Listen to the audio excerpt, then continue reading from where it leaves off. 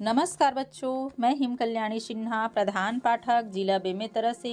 कक्षा 6 विषय हिंदी मल्हार अंतर्गत हम पढ़ रहे थे पाठ 6 मेरी माँ। बच्चों, इसमें आगे चलते हैं। आगे है शब्द, अर्थ या संदर्भ। बच्चों, इसमें हमें 2 कॉलम बनाकर कार्य करना होगा। पहला कॉलम में रहेगा शब्द और दूसरे कॉलम में रहेगा अर्थ या संदर्भ। हमें शब्द को देखते हुए अर्थ या संदर्भ का मिलान करना है। तो सबसे पहले हम शब्द की ओर चलते हैं। यहाँ पे शब्द है देवनागरी, आर्य समाज, मेजिनी, गोविंद सिंह। अब हमें यहाँ पर 4 शब्दों के लिए 4 संदर्भों को देखना है बच्चों, और सही संदर्भ के साथ मिलान करना है।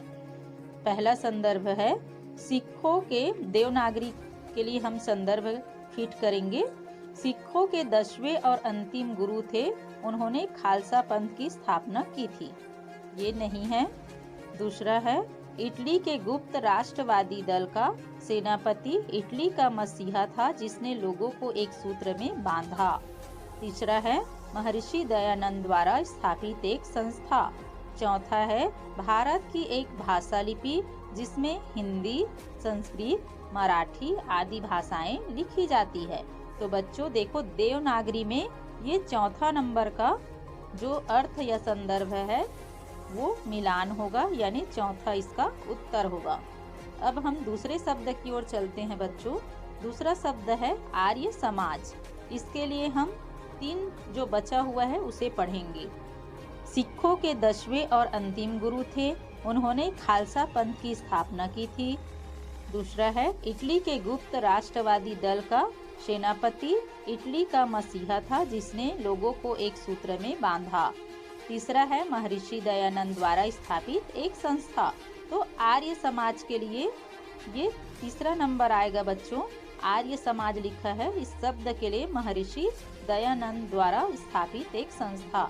तो ये इसके साथ मिलान हो जाएगा। अब हम तीसरे नंबर के शब्द की ओर चलते हैं, मेजिनी।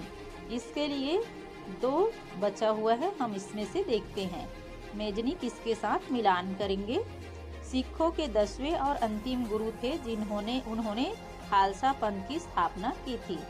दूसरा है इटली के गुप्त राष्ट्रवादी दल का सेनापति इटली का मसीहा था, जिसने लोगों को एक सूत्र में बांधा।